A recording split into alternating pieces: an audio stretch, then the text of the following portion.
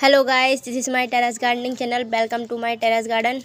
देखिए गाइस, आज हम फिर आ गए हैं आपको हमारे नए फ्लावर से मिलाने के लिए, जिसका नाम है बरबेना फ्लावर, जो कि पर्पल कलर के हैं। बहुत सुंदर लग रहे हैं। आप देखिए गाइस, कितने सारे खिले हुए हैं। देखो कितने सुंदर, और बहुत सुंदर फ्लावर है गाइस ये। और जो ये बरबेना प्लांट है गाइस, ये परमानेंट प्लांट है। परमानेंट मतलब 12 महीनों तक इसमें फूल खिलते हैं और ये प्लांट ख़त्म नहीं होता है सीज़न के अकॉर्डिंग। और इसको इन फूलों को खिलते खिलते कम से कम 1 साल हो गया है, और ये डेली इसमें फ्लावर खिलते हैं। देखो कितना प्यारा है, बहुत सुंदर फ्लावर है।